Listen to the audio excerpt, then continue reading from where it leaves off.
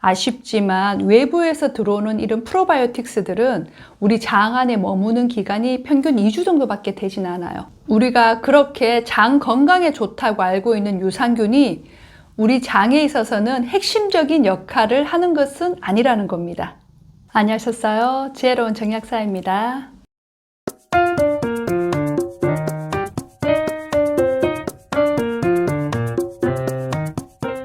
3년 넘게 이어지는 코로나를 겪으면서 어떤 시대보다 면역력에 대한 관심들이 굉장히 많이 높아졌죠. 특히 유산균에 대한 관심이 많이 늘었는데요. 유산균 시장이 거의 1조대라고 합니다. 마이크로바이옴 많이 들어보셨죠? 장내 미생물의 생태계를 말하는 건데요. 이 장내 미생물들이 우리 건강에 전반적으로 영향을 주고 각종 질병과 관련이 되어 있다는 논문만 해도 6만 편 이상이 나와 있다고 해요. 이 장내 미생물들은 우리가 먹는 음식을 먹이로 해서 살아가기 때문에 우리가 어떤 음식을 먹느냐에 따라서 내 장의 미생물의 환경이 달라지는 거죠. 제가 늘 말씀드리는 것처럼 내가 먹은 음식과 그리고 내가 먹은 마음이 현재의 내 몸을 만드는 거죠. 아프리카 밀림에 있는 원숭이를 도심에 데려오면 그 원숭이의 장내 미생물 총이 완전히 바뀐다는 것이 과학적으로 입증이 되었고요. 그래서 이 장내 미생물들이 좋아하는 음식을 먹어야 이 마이크로바이옴이 건강해져서 면역력도 좋아지고 대사성 질환이나 염증성 질환을 예방하고 치료를 할 수가 있는 거죠. 그런데 자연 생태계가 지금 많이 파괴되고 있는 것처럼 우리 장내 미생물의 생태계인 이 마이크로바이옴도 현재 건강하지 못한 방향으로 많이 바뀌고 있어요. 그 이유는 바로 음식과 스트레스 때문이죠.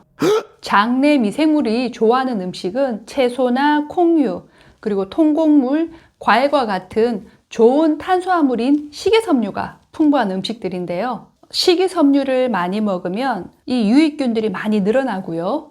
그리고 또 이 유익균들이 식이섬유를 발효시키는 과정에서 생성되는 물질인 단쇠지방산이 많이 나오는데요. 이 단쇠지방산은 이런 유익균들의 에너지원으로도 되지만 우리 장의 에너지원으로도 쓰여서 면역을 조절하고 그리고 또 신경을 조절하고 심혈관을 예방하는 그런 물질로도 사용이 됩니다. 그런데 요즘 현대인들은 주로 가공식품이나 설탕, 밀가루 음식 등 정제된 탄수화물 위주의 음식을 많이 드시죠. 이런 음식들은 유익균들의 먹이가 될 수 없기 때문에 유익균이 숫자도 줄어들지만 먹이가 부족하다 보니까 우리 장 점막을 먹이로 삼게 됩니다. 그래서 장벽을 약하게 만들고 염증을 일으키게 되는 거죠.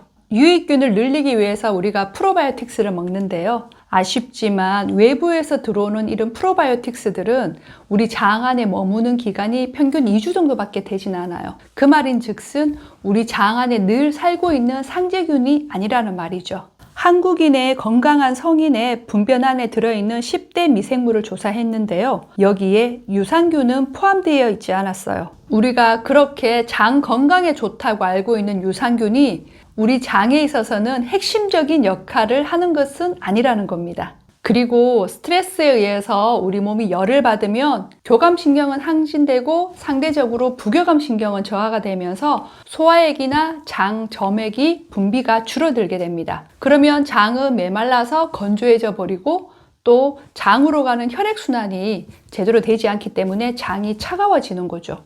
유산균은 온도와 습도가 맞지 않으면 잘 살지를 못하기 때문에 이렇게 스트레스에 의해서 장이 메말라 버리고 차가워진 이 환경에서는 아무리 좋은 유산균이 들어와도 제대로 자리를 잡을 수가 없는 겁니다. 결국 외부에서 공급하는 그 물질과 상관없이 원래 내 장 안에 살고 있는 상재균들이 건강하게 잘 내 장을 지킬 수 있도록 장 환경을 만들어주는 것이 더 중요하다는 겁니다.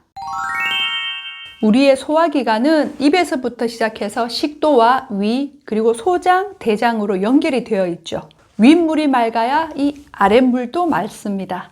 위에서 제대로 소화가 되고 살균 처리가 제대로 된 음식물이 장으로 내려간다면 장에는 아무 문제가 생기지 않습니다. 저는 약국에서 영양요법 상담을 할 때 가장 1순위로 먼저 추천을 드리는 제품이 소화 효소 작용을 하면서 동시에 장 환경을 개선시켜주는 제품들입니다. 제가 여러 영상에서 항상 소화효소제에 대해서 많이 말씀을 드렸는데요. 그만큼 굉장히 중요한 역할을 하기 때문이에요. 의학의 아버지인 히포크라테스가 이렇게 말했어요. 모든 병은 장에서 출발한다. 특히 스트레스에 의해서 열받고, 그리고 밀가루 음식이나 가공식품, 그리고 자극적인 음식에 의해서 메말라버린 장을 촉촉하게 만들어줄 수 있는 식물성 원료를 배합한 제품 위주로 많이 드리는데요. 그 중에서 현미나 보리, 메밀, 감자를 발효시키고, 그리고 쇠뜨기나 치커리를 함께 함유한 제품을 추천을 많이 드리는 편이고요. 치커리에는 이눌린이라는 식이섬유가 풍부하게 들어있어서 대장에서 서식하고 있는 이 유익균들의 좋은 먹이가 되는데요. 또한 콜레스테롤을 배출시키는 역할도 합니다. 또 인티빈이라는 쓴맛 나는 성분에 의해서 위점막을 보호하고 또 소화를 촉진하고요. 그리고 또 철분과 엽산이 많이 들어있기 때문에 빈혈이 있거나 혈부족이 있는 분들에게도 좋아요. 이 혈부족이 있으면 장이 차갑기 때문에 유익균들이 잘 증식을 할 수가 없거든요. 이런 경우 이런 철분이나 엽산의 공급에 의해서 혈액량을 좀 늘려줌으로써 장내 환경을 개선시켜주는 효과가 있습니다. 쇠뜨기의 대표적인 성분은 규소인데요. 이 규소는 인체의 세포막을 구성하는 물질이면서 또 식물의 골격인 이 식이섬유의 주성분으로 장내 미생물총을 활성화시키는 역할을 합니다. 많은 연구를 통해서 면역력과 항암 효과가 인정되면서 최근에 굉장히 관심을 끌고 있는 미네랄이죠. 제대로 소화가 된 음식물을 장으로 내려보내주고, 그리고 또 장 안에서는 이런 유익균들이 잘 살 수 있는 이 식이섬유가 풍부한 이런 제품들의 도움을 받으면 우리가 유산균을 따로 드시지 않고도 내 장 안에 있는 상재균들을 건강하게 만들어서 장 환경을 좀 더 촉촉하고 좀 더 건강하게 유지를 할 수 있게 되는 겁니다. 소화가 안 되고 속이 불편하신 분들이 유산균을 찾을 때 제가 많이 추천드리는 제품이 있는데요. 보통 일반적인 유산균들은 배양 탱크에서 3일 정도 단당류를 배지로 사용을 해서 인공 배양을 합니다. 그런데 산야초나 콩을 배주로 해서 전통 항아리에서 6개월 정도 1차 발효를 하고, 그리고 지하에서 3년 정도 숙성 발효를 해서 만드는 자연 발효 유산균 제품들도 있습니다. 여기에 수용성 식이섬유인 치커리, 그리고 불용성 식이섬유인 귀리와 차전자피를 넣어서 프로바이오틱스와 프리바이오틱스를 함께 포함하기도 하고요. 오랜 기간 숙성되고 발효되는 과정에서 효소도 많이 생성이 되기 때문에 이런 효소의 작용도 함께 기대를 할 수 있어서 소화가 잘 안 되고 위가 안 좋으신 분들에게 많이 추천드리는 유산균 제품입니다.